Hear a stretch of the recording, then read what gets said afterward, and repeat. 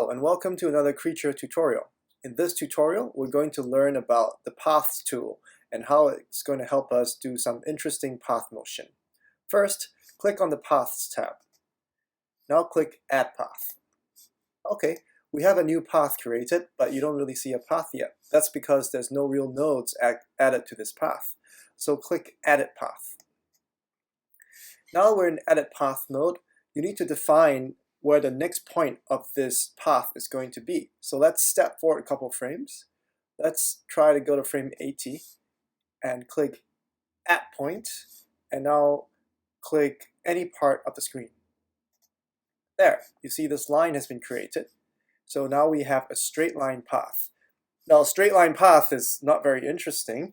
Let's make it curve a bit. You notice this black dot line handle thing over here, those are the tangent handles. So if we drag them along, you see that we are manipulating the spline of the path. So let's do something like this.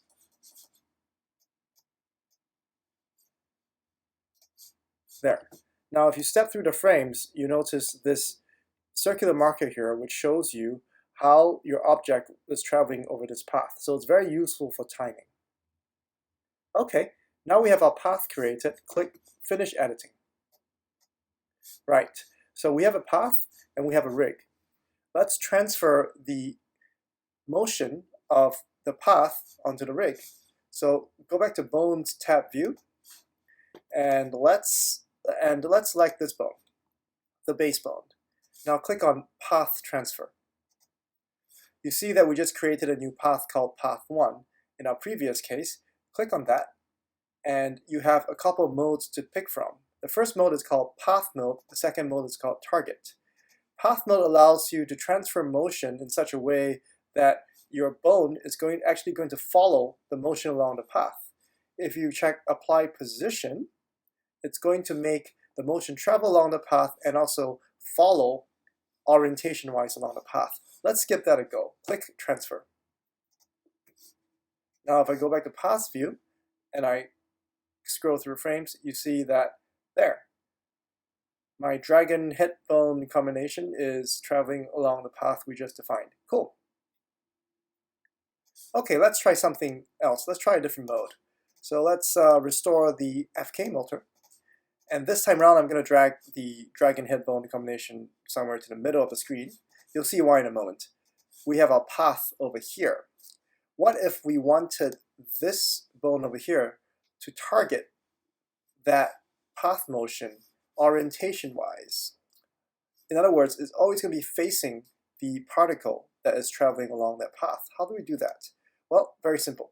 Click on this bone, click on Path Transfer, select the path you care about over here, and this time round, select Target and click Transfer. There you go. Now if you click on Paths, you see that our bone is now pointing to this path particle over here.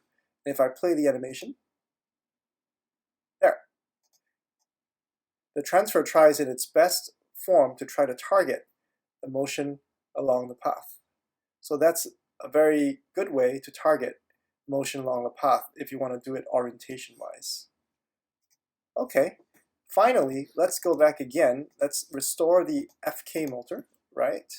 Let us do a path transfer again.